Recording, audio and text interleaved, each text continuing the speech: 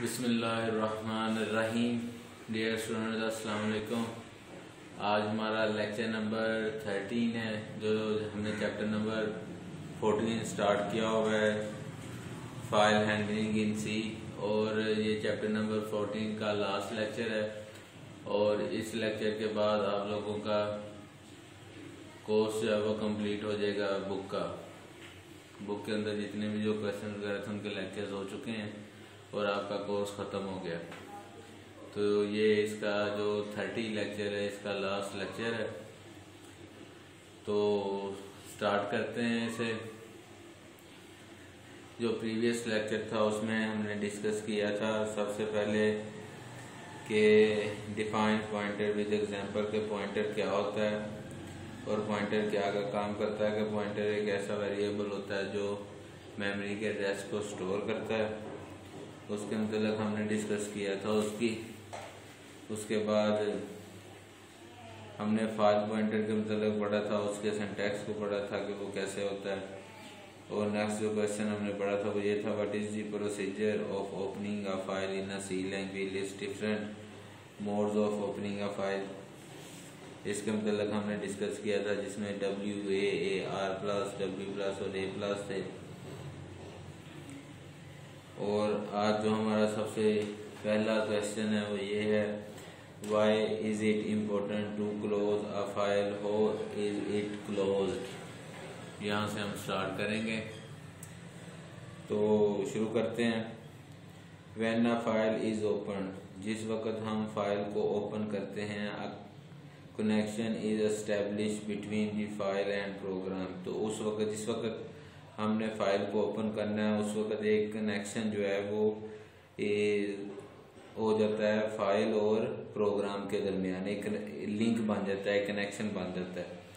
After the file has been processed, file की processing के बाद the connection should be terminated. और उसके बाद जो कनेक्शन है वो टर्मिनेट हो जाता है, यानी कि ख़त्म हो जाता है। When the file is closed, जब हम फाइल को क्लोज करते हैं, the file pointer is also destroyed in the memory। और जो फाइल पॉइंटर होता है वो मेमोरी के अंदर से डिस्ट्रॉय हो जाता है। The data file becomes inaccessible।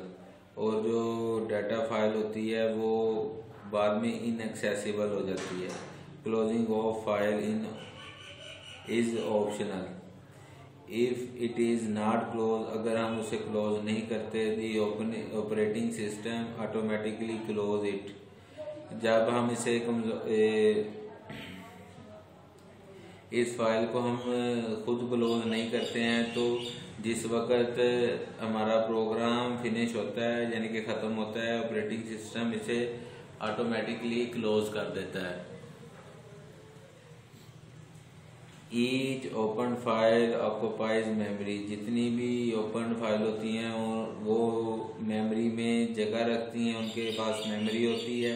It is important to close a file, और ये बहुत अहम है फाइल को क्लोज करने के लिए, क्योंकि an open file occupied memory, क्योंकि जो फाइल्स खुली हुई होती हैं वो मेमोरी के अंदर जगह घेरती हैं, उन्होंने मेमोरी जो है ना वो रखी होती है।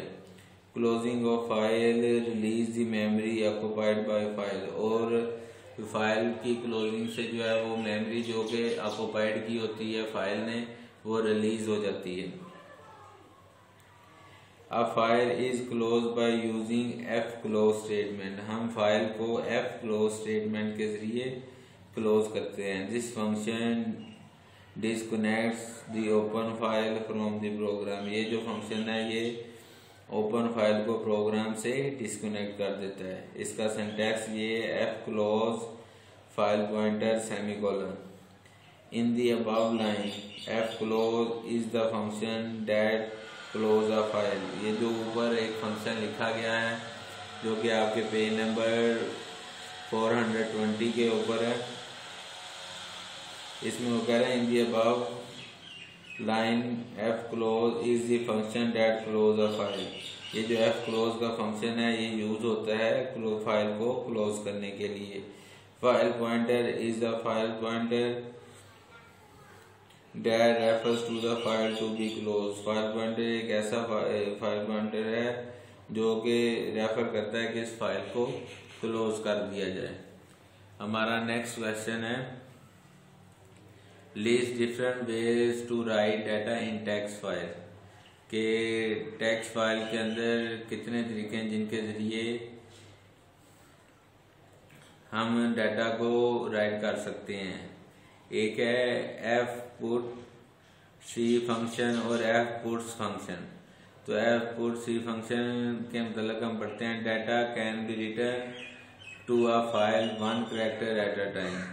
इसके अंदर जो डाटा फाइल के अंदर लिखा जाता है वो एक कैरेक्टर एक टाइम में लिखा जाता है। F put C function is use for this purpose, its syntax is follow. अगर हम एफ पुट सी और कैरेक्टर कोमा फाइल पॉइंटर और सेमीकोलन लगाते हैं तो उस वक्त ये वाला फंक्शन लिखा है, इस तरह ये फंक्शन लिखा जाता है। दूसरा F puts function, data can be return to a file as string. F puts function is use for the purpose, its syntax is follow. इसे इस तरह हम लिखेंगे कि एफ पुट, क्योंकि इसमें डाटा जो रिटर्न होगा वो एज अ स्ट्रिंग होगा, तो हम लिखेंगे F put string comma file pointer और सेमीकोलन। और थर्ड पे है F print F function, data can be written as a file as formatted input. Print f function is used for this purpose. Its syntax as follow. इसे हम लिखेंगे f print f file pointer control string write list। Next हमारा जो question है वो है explain the method to write data character by character in text file. यानी कि एक ऐसा मेथड को एक्सप्लेन करें जिसमें डाटा को राइट किया जाता है character by character in text file. Or explain the F put C function, data can be return to the file one character at a time by using F put C function, its syntax is follows. इसे लिखते हैं F put C char A comma file pointer semicolon char, it is the character to be return to text file. A file pointer, it is file pointer that refers to the file in which the character will be written। अच्छा, इसका आगे ये programme उन्होंने दिया हुआ है जो कि hash include stdio.h hash include stdib.h, ये एक हेडर फाइल है इसके लिए। और हैश इंक्लूड कानायो डाटा है, जो उसके बाद वाइड मेन, उसके बाद कर्ली ब्रैकेट से प्रोग्राम आगे स्टार्ट हो रहा है। हमने एक पॉइंटर लिया फाइल स्टैटिक आउट और उसके बाद एक कैरेक्टर लिया clear screen. Out is equal to F open C double slash, यानी कि जहां पे वो टेक्स्ट पड़ा हुआ है, और comma W print F enter the character to end, और उसके बाद C H get C H is equal to get C H E, और while C H not is equal to dot का साइन है, उसके बाद F put C H comma out semicolon C H get C H E और curly bracket close, और उसके बाद हम लिखेंगे F close out semicolon। The above example will input character from the keyboard until the user type a dot, the input will be stored in text file। यानी कि इसके अंदर उतनी देर तक यूजर जो है वो कीबोर्ड के जरिए कैरेक्टर्स को लिख सकता है जब तक वो डॉट को टाइप नहीं करता। The input will be stored in a test.txt file on C drive। Hello world of the file handling। आगे जो नेक्स्ट क्वेश्चन है जो कि इस लेक्चर का भी लास्ट क्वेश्चन है, और इस क्वेश्चन के बाद आपका सिलेबस जो है वो एंड हो जाएगा।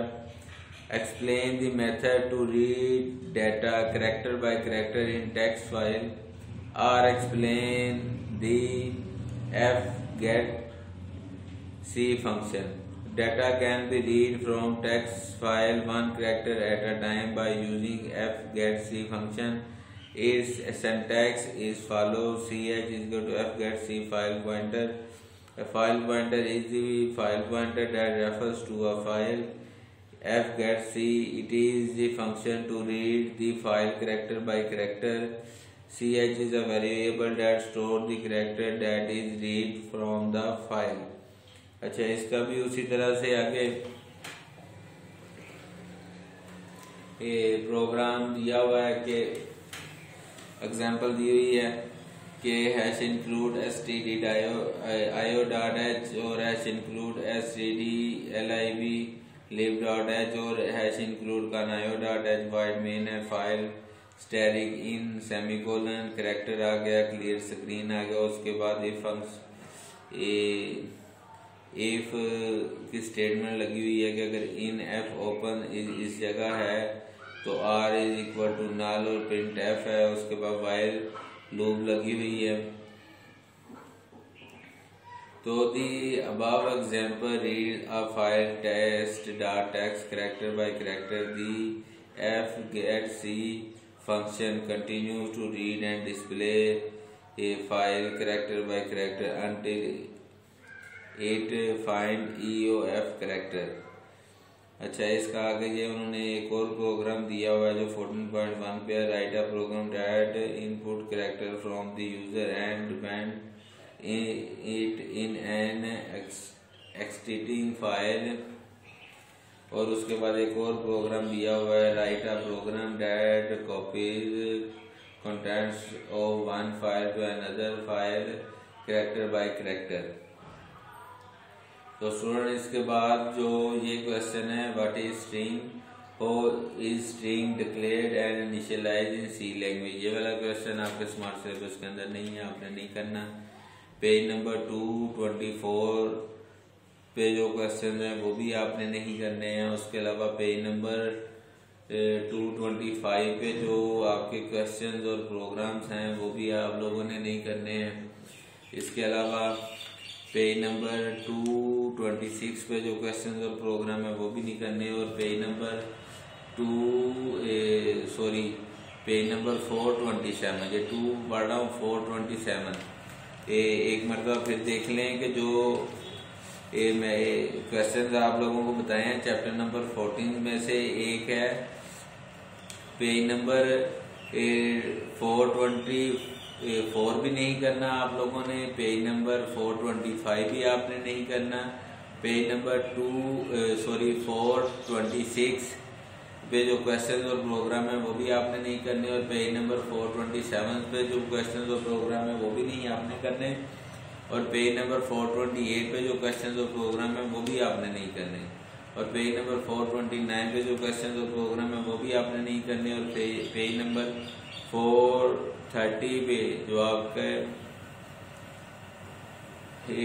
Solution of text books exercise से पहले है वो आपने नहीं करने हैं। तो स्टूडेंट्स आपका चैप्टर नंबर 14 भी कंप्लीट हो गया। तो अब आप इस बुक के शॉर्ट क्वेश्चंस को, एमसीक्यूज को, लॉन्ग क्वेश्चंस को तैयार करें। आपका सिलेबस कवर हो चुका है और आपने बस इसकी तैयारी करनी है और इसको याद करना है। जो लेक्चर्स वगैरह थे वो आपके कंप्लीट हो गए। अगर तो 11th को कॉलेज ओपन हो गए तो ठीक, नहीं तो इसके बाद कोई लेक्चर नहीं आएगा इसका मेरे ख्याल में, क्योंकि आपका सिलेबस कंप्लीट हो चुका है। तो आप इसकी तैयारी करें। आज के लिए सिर्फ इतना ही था। अल्लाह हाफिज।